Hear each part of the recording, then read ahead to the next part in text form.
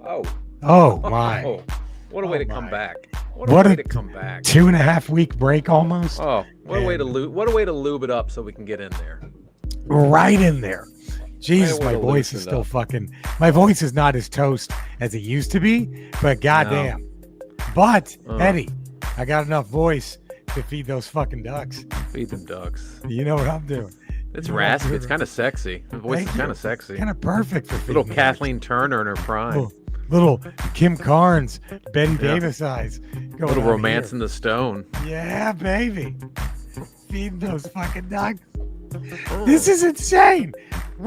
Who's feeding the ducks to a softcore porn soundtrack? Oh! StreamYard, it's got a freak on.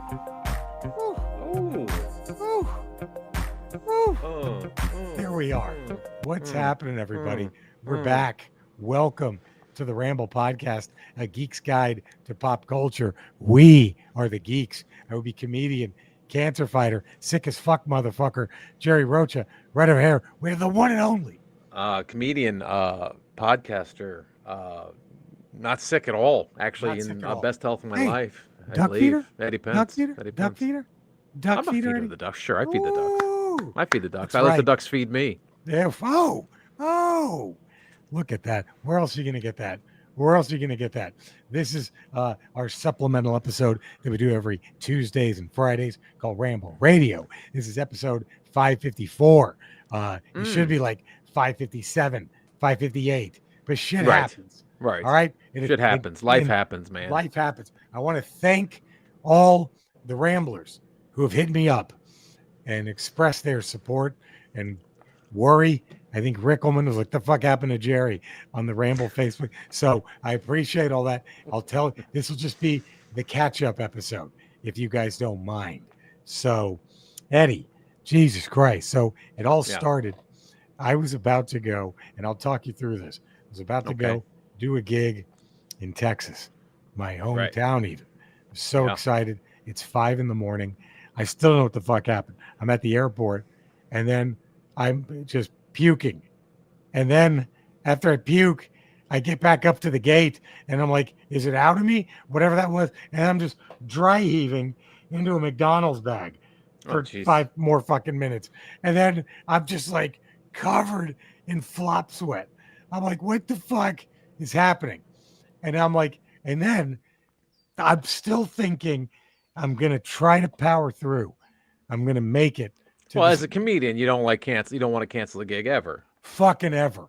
That's And then I'm like, and then I look and I'm feeling like I'm about to start puking all over again. Any second now. And then I hear the gate announcement. We're about to board to our flight to DFW airport. It's a completely full flight. And I'm like, oh God, I'm like hoping and praying I'd have a fucking row to myself. You just lay down. Yeah. And I'm like, man, I ain't going to do this to these fucking people if I start puking. I'm not going to do this to the club if I show up with an hour before showtime and I can't. So I called the club. They were fantastic. They were like very understanding. I call Andrea. She comes and picks me up. That's the beginning of it, right? That's the beginning of it. So I'm like, okay, fuck. And then I still don't know what that was. And then that was a Friday morning. That Sunday, I start my new medication. Now, at this point, we're still rambling because we're men. We're men. Of course. We're men. Do what men do. Men do it. And so we're still rambling. And then I get home. I start a new medication that Sunday. And for the first week, fine. And then Andrea, that weekend that I was supposed to be in Texas, she, like a soldier, picks me up from the airport after she dropped me off. She was already home, comes back, picks me up. Fine, not even mad. I'm very lucky, very lucky. And then she gets home. Then she goes to the airport because her and her mother went to Vegas to see the Backstreet Boys at the Sphere. And I think her and her mom to see them. Well, I was about to say, I think her and her mother pulled David Lee Roth Elvis with at least 4 of the Backstreet. Because supposedly David Lee Roth and Elvis would fuck mother and daughter groupies at the same time. pretty sure. Pretty sure that's what happened. Pretty sure that's what happened. Is Andrea? I don't know if she can hear me. Honey, can you hear me? Did you hear what I said? Come here. Please. I don't know if she's going to. But anyway. She knows better. She knows better. Would you be surprised, Eddie? I wouldn't know. No, I'd be disappointed if it didn't happen. I'd be disappointed. You've met them both? Yeah. So I'm explaining to all of you, you don't have to sit here. This is going to be awkward now, honey. I'm explaining to all of our podcast listeners the timeline of events. And I said that when I had to cancel the gig, honey, you and your mother were at the Backstreet Boys. Eddie started it. And we both are fully agreement that you and your mom boinked probably 4 of the 5 Backstreet Boys at least. I think. Which one didn't you boink? I'm sure would have. She would have. But with your mom at the same time with your mother? That's what we just said. Right. Anyway. All 5 of them? Or is there one that's not one off the table? Is there one that's off the table? Who's off the table? The Trumper or Howie? Howie. I knew it'd be Howie. Howie's the one. He's like oh, shucks. I'm just happy to be here. He's that Backstreet Boy. And like, yeah. He's the one, Eddie, that if you're making a trade with NSYNC, yeah, you're trying to stick Howie in every trade. You're trying to toss him in. And the NSYNC people are like, no, we're doing, but not Howie. We're not taking Howie back. Like, you got to give us Nick Carter. You know what I mean? If you got to give us Nick Carter and he can't have raped anybody. If we do all that, then we'll take Howie. So anyway, because here's why I present that. Because she comes back with a really bad head cold. Okay. Head cold. Head cold. Keyword head. And so I'm like here, and then that's when it begins. Okay. So the first side effect from this cancer medication I was on puffs up the inside of your fucking mouth. So it's all sores. So I eat anything with a hint of salt on it. My mouth like is fucking sores? Like canker sores? Just all over. I put mouthwash in my fucking it was like I was just chugging gasoline. It was fucking brutal. And I'm like, fuck. But that was it. And then I got what Andrea got. And I'm fucking, oh God. Yeah, I still am not over it. And I thought, I wake up one day, I sound just like this. And I'm like, what the fuck happened? How sick am I from this head cold? Turns out, I blame the head cold. Turns out, one of the side effects, loss of voice. Bingo. Canker sores. Bingo. Loss of appetite. Bingo. Fatigue. Got it. I got fucking everything. Jesus, and so I was just like, fuck. And on top of this head cold that won't fucking go away, now I'm dealing with all this other shit. It was fucking brutal. And finally, I start coming out of it, and it's like, and then thank fucking all the fucking gods. And I want to update everybody too. My doctor, he calls me, and this is when I'm kind of in the middle of feeling my shittiest. And he goes, he's super excited. And I'm like, the fuck? And he goes, hey, there's a new clinical trial happening at City of Hope, and I want you on it. And he goes, I want you basically to stop all the medication you're on. And I'm like, fuck yeah. Thank you. Deal. And and he goes, a clinical trial. And I get very nervous when I hear that, because to me, that sounds like last chance. You're a dead man. Just do this to keep you in. And I think he sensed that. And he goes, I want you to look at a clinical trial, not as a last ditch effort. Just look at it as a lifeline, because we can always go back to anything else, right? Yeah. He's basically like, you're not at the point where it's do or die, right? So, and he goes, but this trial, it's going to be what I didn't want, but apparently it's going to be the lowest dose of chemo. So he goes, I don't even know if you're going to really get any effects from it. Mm-hmm. But the little bit of chemo helps with the rest of it. And it's Right. this drug that was originally made to help fight HIV. And this is another reason why I feel very fortunate to be in the place I am. Some of these people who they tested this HIV drug on, Eddie, not only had HIV, but also colorectal cancer, and some people had breast cancer, which is just, can't imagine that life, right? And this drug, they found out, worked wonders against the people having the colorectal and the breast cancer. And so they're like, well, shit, we might have found a really good cancer fighting drug here. Okay. And so I'm going to be taking that. It's going to start probably I'm assuming early November is when. Okay. So the good news is I'm treatment free for like 2 fucking months. And nice. I love that. I like the break. I love the break. You know what I mean? Like, now, that is the cancer that you have is primarily in the lungs, right? It's all in the my lungs. lymph nodes, right? and I think one spot in my lung. Yeah. Okay, so is that still considered colorectal cancer? Yes. Because that's where it originated? Yep. Yeah, so that's very interesting. Even though it's in my lungs, I do not have lung cancer. It's very weird. It's right, all so you have shit in your lungs, literal shit. Poop cancer. There's poop in your lung. Yes, poop that's how, in your lung. Okay. That's how it got there. That's how it got there. Yeah. What else could it be? That's how I look at it. What else could it have been? What the fuck else could have done this? So that's how I'm looking at it. But yeah, so it's when it spreads. So the first place it went to is my liver. And that was like, yeah, that's still colon cancer. Then it went to the lung, still colon cancer. Then it went to the lymph nodes, still colon cancer. So yeah, that's why they're using this. So you don't have lung cancer, you have colon cancer in your lungs. It's weird in my lungs.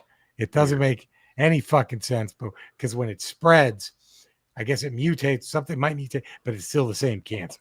So, and I got really fucking lucky because they were like, well, we might have to take a biopsy of you. And the cancer in me is super fucking tiny. And like a biopsy would have to be a very careful. And I've had this before. I don't know if I told you this story, but when the cancer first spread to my lungs, this was about 2.5 years ago. We were still living in the valley, right? And I went to the hospital and the guy had to perform a biopsy on me. Yeah. I had to be wide awake because I had to control my breathing. And Eddie, he pulled out. I wasn't in an operating room. I had to be in the CAT scan room because they needed to put me in the CAT scan machine, get a picture of everything, I went in like 4 or 5 times. It was about an hour. And because they had to just really make sure, okay, that's the cancer, right? Like that's the tumor because it was very small, right? So then he goes, now look, dude, the doctor was like, it's kind of behind your ribs, right? Like behind your rib cage. So we can't go in through it's right there kind of in the front, but we can't go in through the front. And I'm like, what do you mean? He goes, we're going to actually have to puncture your lung from the back. And he pulls out a needle that's like fucking this big, right? And he goes, I'm going to use this. He goes, now here's the bad news. This could kill you. And I'm like, okay. He goes, but we have everything ready in case we puncture your lungs.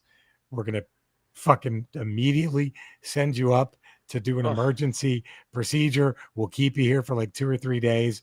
And I'm like, oh, fuck. Oh, God. Jesus. But control your breathing. Control your breathing. Keep your breathing control. Don't be nervous. Also, your heart rate has to be very, your heart rate's got to be very, very low. I'm kidding. I was waiting for that. And I'm just like, oh, fuck. And he goes in once, doesn't get it. And I'm like, fuck. Goes in twice. Okay, I got it. And it was like crazy. So luckily, my lung was not punctured. Well, it was, but it didn't collapse, right? Right. Like my lung didn't collapse. Jesus. And so they were like, okay. So I go home that day, right after it happened, pretty much. I rested for a little bit. Then they take me home. And then I'm thinking I have to go through all this shit again with this new trial. And this is part of the weirdness. So last year there was a tumor on my liver, right? And Yeah. they biopsied that. And the doctor said, look, as long as it's within 2 years, we're good. We keep everything. So that's kind of creepy. There's just like a Weird. wall of tumors, somewhere, a jar of tumors in the hospital. And he's like, we keep everything. So we're going to send that off. So because even though it's in a different location, same cancer. So he's like, and then so here's kind of the only anxiety now is, well, there'll be probably anxiety when I got to start this shit because you know I'm always nervous about new. Again, my doctor seemed pretty confident that the side effects are going to be minimal, but what's going to happen now, dude, is I have to wait. They send off their sample, so it's take about a month for all the labs to study everything, and they want to make sure that my cancer, it has the same markers in it that this medicine fights, right? Right. So if not, it's pointless, and then I'll just go back to my old treatment. But so that's gonna take about 4 weeks, and then once I'm hopefully cleared, and my doctor thinks I will be, because just going through everything else, then it's take about another 4 weeks until the procedure actually begins. So that's what we're looking at, like early November, I think. Jeez. So yeah, but I'm just, dude, I was so fucking lucky. I didn't have to fucking, dude, that get that shit again. I was like, oh fuck, please, not another biopsy, not another. It was like, oh fuck, yeah, it was fuck. So there we go. So all that being said, the podcast that everybody in right-wing media has tried to suppress is back. We're not going anywhere. The Ramble is back. I missed all y'all. Eddie and I missed you all very much. Thank you for all the kind words, all the support, because I'm still feeling sick. We are we don't have to fulfill any contractual obligations That's today. good. Stay sick. Stay sick. Stay sick. I rue the day when we're, because can you imagine the shit that motherfucker's going to talk for how long he's been on break right now? Can you imagine all the awful things that have happened? Maybe we just give him a whole podcast. He just records it. And we just put that up, and then we can go on and do our own thing. That might be the better shit. But anyway, so thank you all. Please subscribe, 5-star rating, positive text review, all that good shit. We'll be back tomorrow to just, now that we're all caught up, we can get back into geeking out. Alien Earth, Eddie. Holy shit. Let me tell you this. Things. I was dead wrong. When I first talked about it after seeing the first episode, I'm like, oh, is it just like they're sending in the X-Men to fight the Xenomorph? Fuck no. It is nothing like that. I was pleasantly surprised. The actor, I don't want to give away much of anything. I'm just going to say the actor who plays one of the villains, because his show is nothing but fucking villains. And you see him, he's in the very first episode. Jesus Christ. This guy's one of the best fucking actors. I love, god damn, this show. We're only 4 episodes in, but I'm like, this is a masterpiece. Sigourney Weaver was like, I can't believe this is television. It's so good. And it really, like, one of the other, everyone's great. One of the other villains, to give you a tease as to where Alien Earth thinks America will be 100 years from now, 150 years from now. I have an idea. One of the main villains, you could basically just call him Elon Bezos Zuckerberg. That should probably be his name, is one of the villains. He's fucking great, but it is so fucking good. It's one of the best alien things I've ever fucking seen. What's the timeline? Where does it take place in the timeline of Alien? About 2 years before the Nostromo sets off on its mission. Okay. So before Alien. So at this point, before the original Alien. By about 2 years before the original Alien, I believe. So about 2 years before the original, because right now there's a few corporations at war, and I don't even know if Wayland and Yutani are together, right? Like it's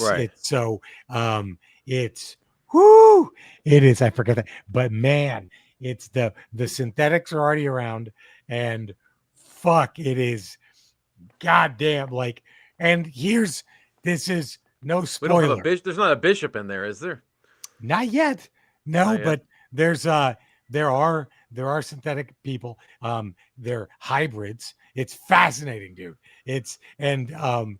But I believe it was the second episode. I think it was either the second or the first one. The end credits. The end credit song, Eddie. The Mob Rules. D.O. Black Sabbath. I was like, get the fuck out of here. This is the greatest show ever. I was like, if you listen to fools, the mob rules. I was like, holy shit. They're playing D.O. Sabbath to close out a show. It is. I'm telling you, dude. All right. It is. And you're kind of fortunate that, I think Audrey and I are kind of behind because I think it's like 8 or 9 episodes. I think we're almost at the next to last, or, the series is about to come to an end. So like we just started catching up on it again. It is so fucking good.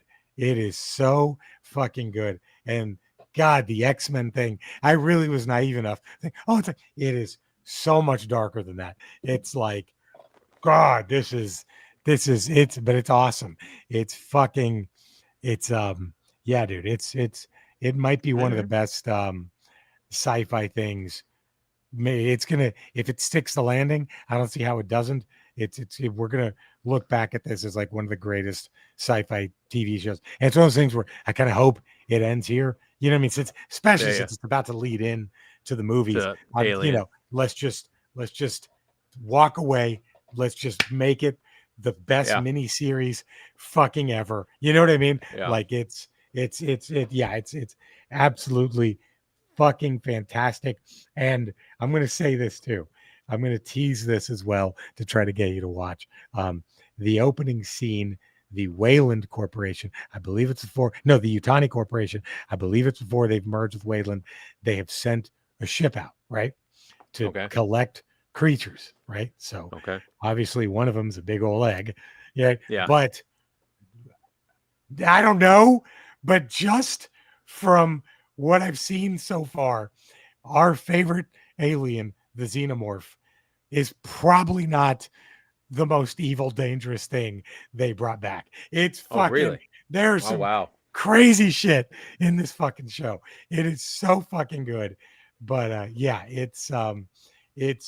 there are moments, like each episode has some jaw-dropping, oh my God, what the fuck is happening right now? It's awesome. So highly recommend you check it out. Maybe we could start bullshitting about it on Friday's Ramble Radio. Yeah, maybe get an episode or two in. Yeah.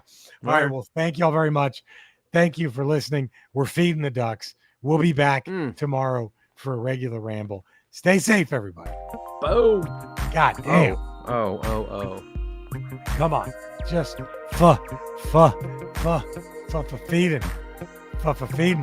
Andrea and her mother. Do you believe that, Eddie? I do believe it. I do believe it because I've met them. What? Yeah.